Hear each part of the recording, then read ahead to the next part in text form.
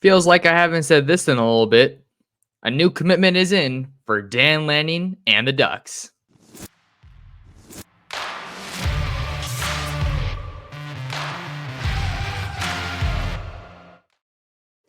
And we're back. Like we never left. Oregon fans, what's going on? How we living? Thank you so much for tuning in to another episode of the Ducks Dish podcast. It's Wednesday, April 10th, 2024. Glad to have you along to talk some Duck football and more importantly, some Duck recruiting today. I'm your host, Max Torres, and we got a lot to get into on today's episode of the podcast. So make sure to like, comment, and subscribe, rate, and review wherever you are tuned in to today's show. And let's get into it. 2025 Scottsdale, Arizona, Notre Dame Preparatory wide receiver Cooper Perry has committed to Oregon. A big addition for Dan Lanning and the Ducks here in the 2025 recruiting cycle. This is a name that has been on Oregon's radar for a really long time. Heck, Oregon was just the second school to offer Perry in his rise to becoming a national recruit, had 26 reported scholarship offers to his name. And the Ducks had to beat out some pretty big names en route to landing Perry's commitment. A couple of big ones are Oklahoma and Arizona State. And the Ducks did get Perry on campus for a recent visit. And we know, of course, how important visits are in any given recruitment. But Perry, for sure, was one of those guys that just kept turning up in Eugene, taking trips to see the Ducks, to see Dan Lanning and this coaching staff, and really just kept saying all the right things.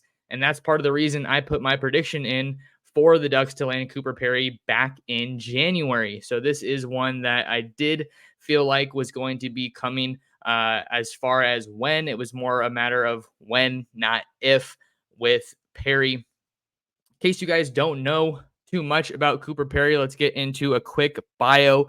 He's listed kind of right around that 6'1 and a half, 6'2, 185, 190 pounds. And he is rated a 4-star recruit on the 247 Sports composite, 0.9122 to be exact. The number 251 player in the country, the number 27 wide receiver. And then here's the important part, the number 1 recruit in the state of Arizona. The Ducks continue to make Arizona a major priority on their recruiting trail under Dan Lanning, and it will be their second year. We have to look a little bit ahead here, right, to December.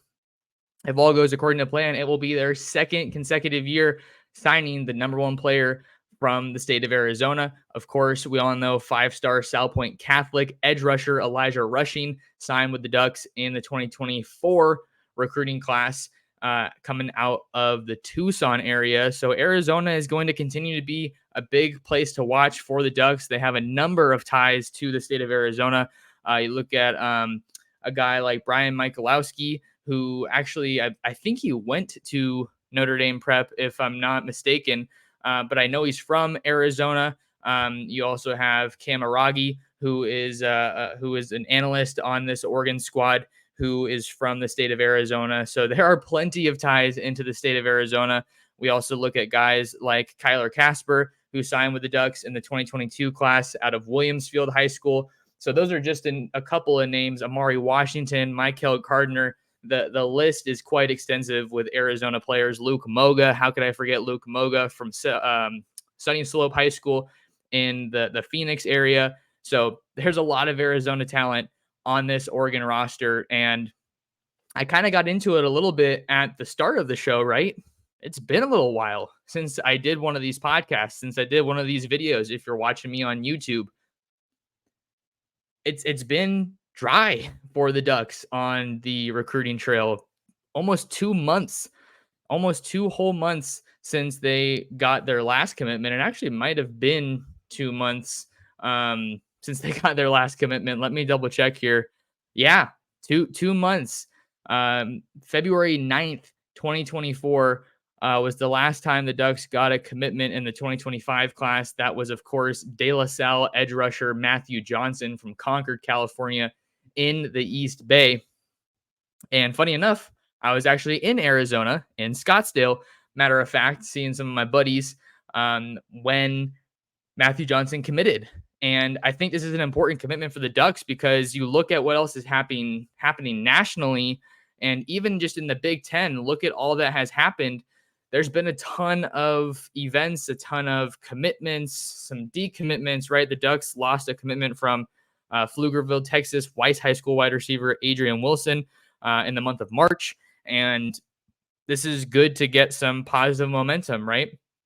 You look at the run that USC is going on, the run that Ohio State's going on. Ohio State gets Carlos Lachlan, Oregon gets Rashad Samples. More on him a little bit later in this video.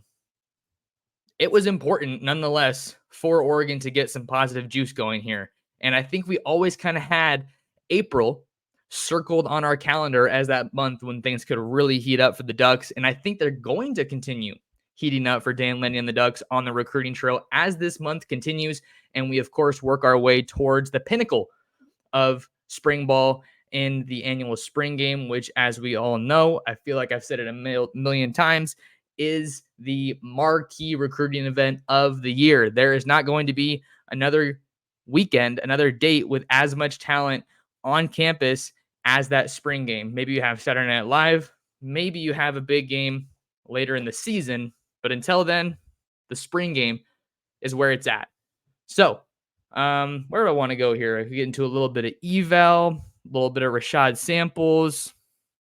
Let's get into some eval. Let's go and throw some film on the screen. I am, if you're watching me on YouTube, at Oregon Football Max Torres, I got the highlights from Cooper Perry's junior season up on the screen, and this kid's fun to watch.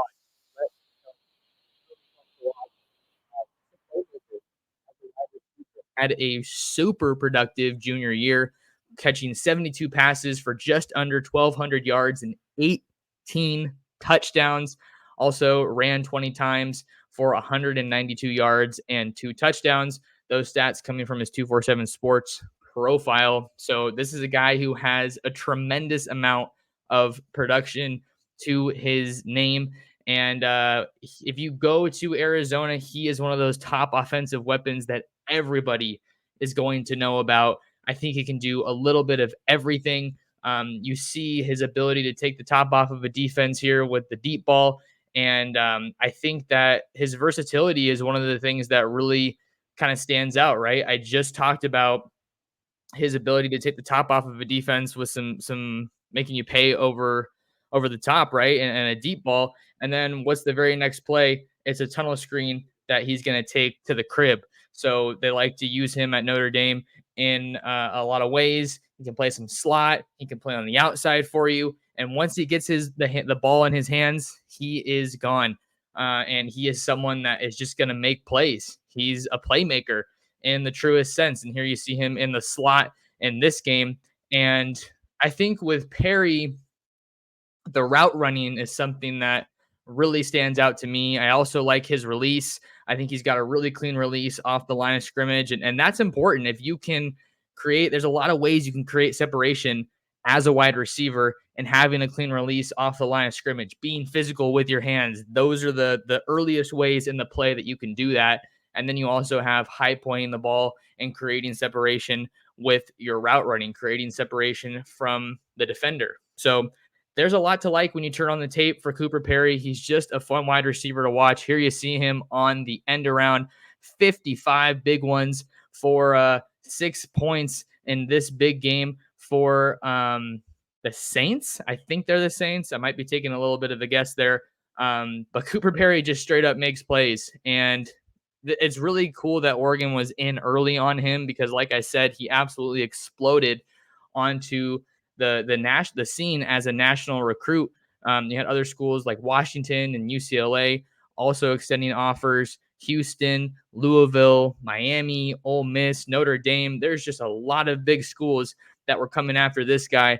But part of the reason that he ended up at Oregon is because the Ducks were in there early. That carries weight. I think that's one of those things in this NIL era of college football. That's one of the ways you separate yourself. Relationships, effort, And timing. Timing's a big part of it. Who showed faith in me? Who thought I was going to be a contributor for them? Who thought I was going to become someone before I actually did? It's very much that don't be a fan later kind of a deal here with Cooper Perry. And the Ducks did a great job recruiting Perry. I do think they had a couple of tricks up their sleeve. I talked about a couple of those Arizona connections. Another one of those is Luke Moga. Luke Moga and Cooper Perry are really good friends. I tweeted out a picture a couple weeks ago when Moga was in town back in Arizona during his spring break. He made it out to one of Cooper Perry's lacrosse games, and then they took a picture together, throwing up the O. So close relationships like that, strong friendships are obviously going to play a role here. And we should also talk about some of the guys on the staff, right? Junior Adams is the biggest name that comes to mind as far as the position, right? This guy just keeps reeling in top players. And I'm super excited to see what these guys are going to do from the 2024 class. Just seeing pictures of guys like Jeremiah McClellan, Dylan Gresham, Ryan Pelham already on campus as early enrollees. You can't help but get super excited. Evan Stewart, also from the transfer portal, right? The former 5-star out of Texas A&M. This roster is stacked with wide receiver talent, and you really can't have too much of it in today's age of college football. The more guys that you have, it's not about the X's and O's, it's about the Jimmies and the Joes. Who is Dylan Gabriel, Dante Moore, Austin Novosad, Luke Moga? Who are they going to be throwing the ball to when it's crunch time and you got to put points up on the board? And Junior Adams got another great playmaker in Cooper Perry. So Junior Adams was a big guy in this recruitment as well. I did talk to Perry back in March to kind of get a little bit of info on Oregon's pursuit. That's over on Ducks Digest. But let's see what I have here as far as some of the quotes. As far as the staff coming out to see him, Perry said, quote, Coach Lanning just came to see me before the dead period at my school. He came to see me with Coach Mike, Brian Michalowski, the linebackers coach. He actually went to my high school. So really good relationship with him. Okay, there you go. I had it right there about Coach B. Mike. And then continuing on, quote, all the player personnel guys, Coach Aragi, Cam Aragi, he's literally like family to me. Coach Adams, great relationship with Coach Adams, Coach Stein as well. Literally every single coach at Oregon, I have a great relationship with, and they show a lot of love. So Oregon has they were not only early on the scene in Perry's recruitment, but it was that consistent communication, that consistent effort. And then every time I feel like I talk to a recruit fresh off of a visit to Eugene, they talk about that genuine energy from Dan Lanning and the coaching staff at Oregon. Another guy I want to talk about here that kind of had an underrated, I would say, impact on this recruitment. I might even be stretching it a little bit, but bear with me here. So, one of the biggest competitors for Oregon in this recruitment, I really do think that Cooper Perry was Oregon's to lose for quite a long time here. But one of the biggest competitors for the Ducks in this recruitment was Arizona State. And you might hear me say that and say to yourself, Max, what are you talking about, man? I saw what the Ducks did, what the Sun Devils did in 2023. Rough first year under Kenny Dillingham. I mean, that athletic department, just the way Herm Edwards left that team and just kind of some of the dysfunction at Arizona State didn't do Kenny Dillingham any favors, but he's a guy to root for sure. He's easy to root for. But one of his biggest initiatives and priorities as the head coach at Arizona State has been activating the Valley, keeping in-state guys in state, playing for Arizona State. So Cooper Perry, he's a local kid, right, at Scottsdale, in Scottsdale, that they really had at or near the top of their big board. They were doing everything they possibly could to try and keep that guy home. And not only was it Kenny Dillingham, but another guy that was very active in this recruitment was Rashad Samples, the new Oregon running backs coach and assistant head coach who comes over from Arizona State, where he was the wide receivers coach and the passing game coordinator. So I feel like Perry was already trending so heavily towards Oregon. You see a move like that come through, and I really feel like it probably just pushes Oregon over the top for Cooper Perry. So it's going to be hard to say until I talk to Perry or he discusses in an interview or something how much of a role Rashad Samples really had here. But I think it's maybe just a slight sneak peek at some of the recruiting potential that Oregon has now that they have another guy in Rashad Samples on this coaching staff. So there's a I mean it was really a whole full team effort for Oregon here in their pursuit of Cooper Perry from a staff standpoint.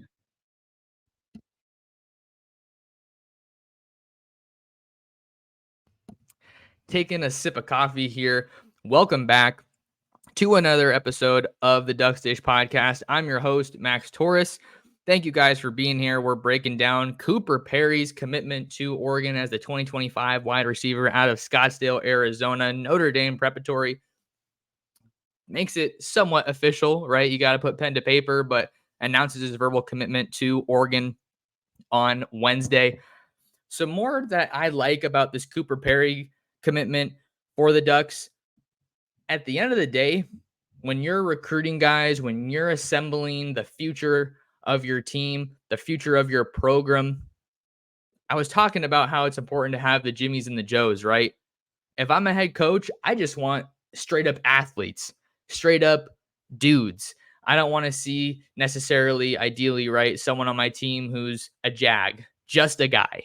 I want someone to be like, whoa, that guy just ripped off a 50-yard, catch and run touchdown. That's a dude. And he made like 5 guys miss along the way. That's a dude. He's an athlete. Cooper Perry is an athlete. And I think part of the reason I feel so convinced in saying that is because he also plays lacrosse. And I don't think that there's necessarily a lot of direct carryover from lacrosse to football. I can probably vouch for that a little bit because I don't want to get too carried away here, but I did play one season of lacrosse, the San Jose Vipers in the 3rd grade. So, don't get too hyped there. I was kind of a big deal. I scored 1 goal. But all that to say, at the end of the day, it only helps you if you can add players to your team that have a multi-sport background. A lot of guys play football, run track. Play football, play basketball, run track. You just want a guy that can do a lot of different things well, because I think it just makes his upside that much higher.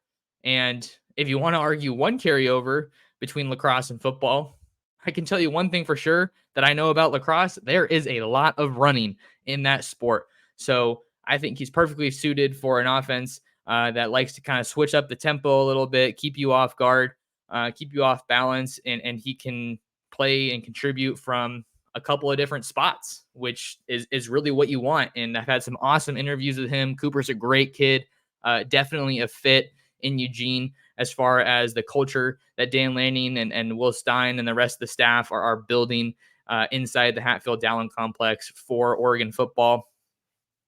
Let's look big picture a little bit at what things look like now following this commitment for Cooper Perry and the Ducks. Cooper Perry is just the 5th member of this Oregon football class here in 2025, as the Ducks have been, a little bit slow as far as things go in the 2025 class. But again, I don't think that there was really any need to be concerned or cause for concern. I'm going to be interested to see what the running back board looks like now that Rashad Samples is in as the running backs coach, because you figure Carlos Loughlin's going to likely recruit a lot of the same running backs that he was already recruiting at Oregon out at Ohio State. But before this commitment, the Ducks were in need of some juice, right?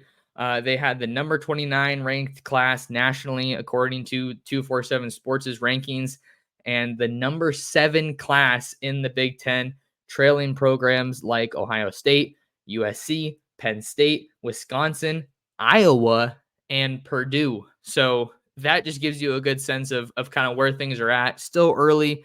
relatively early in the cycle, right? This is a crucial time between now and the start of the season. I think ideally Oregon wants to have a majority of their 2025 class wrapped up by the time the season kicks off against Idaho on August 31st. But now, according to the 247 Sports class calculator, following Perry's commitment, the Ducks are up to number 22 nationally, passing schools like TCU, Florida, Texas A&M, and Florida State along the way, and they are up to number 5 in the Big Ten rankings. So maybe this is a little bit of momentum.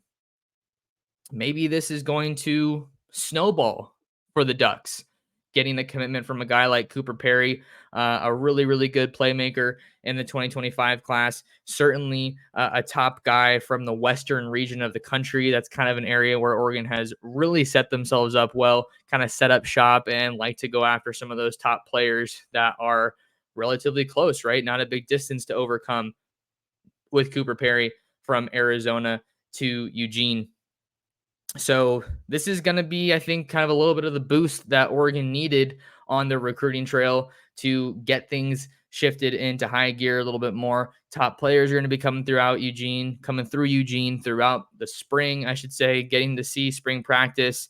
Maybe they'll have more former players come back, like Kayvon Thibodeau came back before the start of spring ball and was talking to the players. And I think if you can get those guys around some of your current NFL players that went to Oregon, that's just another layer of the recruiting pitch. I think at the end of the day, it's not complicated. Winning is the best recruiting tool, but that's not always enough to get you a top 5 class, which, let's be honest, that's what Oregon's trying to be. They were number 3, I think it was, in the 2024 class. I can't believe I'm forgetting that off the top of my head. Okay, 247 has the number 3 composite, number 4 overall. So they were in the top 5, best class ever in 24. Look at it this way. If the Ducks want to get back to the national championship, something they haven't done since the 2014-2015 season, you help yourself out a whole lot by having a top 5 recruiting class. And I think some people say, top 10 is maybe a little bit more realistic. I don't look at it that way. I think top 10 is the floor. A top 10 recruiting class with the resources that Oregon has, with the amount of momentum and support around the program, a top 10 recruiting class should be the floor for Oregon. That's where they've been. And you may hear that and say, "Oh, Max, that's just a homer take." And I don't think that's the case. I've covered this team long enough to kind of see the ascension through all the different recruiting eras, right? I was kind of around when the Ducks had that number 1 class in the country, albeit it was relatively short-lived under Willie Taggart, and then it fell apart when he went to Florida State. They had the then best recruiting class in program history under Mario Cristobal. And then the next year, 2022, that recruiting class fell apart to a degree when he bolted for Miami.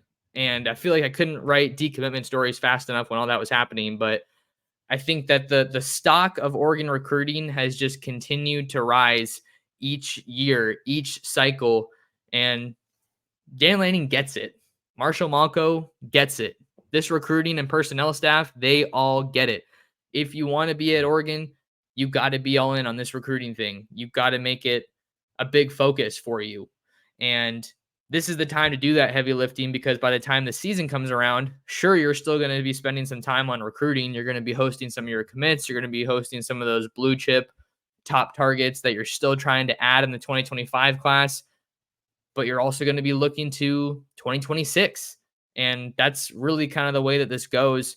You always want to be working ahead, have that solid current cycle, and then still be working ahead. And in this case now to the 2026 class. But during the season, you also want to be able to focus on the on-field product. And I feel like that's really, I'd be curious to kind of pick someone's brain on the Oregon staff about this, or on any college staff, really.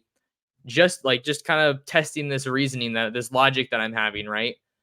When you're recruiting at a high level and you do a lot of it during the off season, college football feels like it's year round now. So is there really an off season? When you do that kind of work in the off season, that heavy lifting, so to speak, does it really make things quote unquote easier for you during the season? Or are you still so consumed and so balls to the wall, pedal to the metal, invested in it, whether that's the current cycle or 2026 down the road, that it doesn't make that much of a difference? Either way, whatever kind of answer I get from that question, it always is better to do your legwork ahead of time, to say you're doing homework, right? You don't want to be doing it. You don't want to be writing that essay, that paper, that big book reporter project in the 11th hour. You want to be someone who's prepared and you're kind of kicking your feet back and maybe doing a couple of proofreads here and there before the paper is due, so to speak.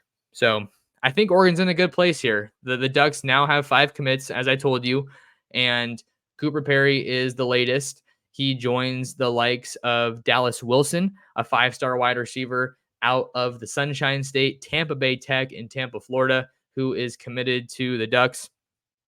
He has been committed to the Ducks for quite a while now, since January of 2023.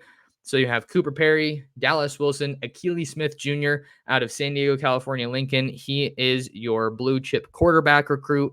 We'll talk some more a little bit later down the line about Oregon's quarterback pursuit, because I think they might be going for 2 quarterbacks here in the 2025 class. And that's definitely an interesting storyline to continue tracking.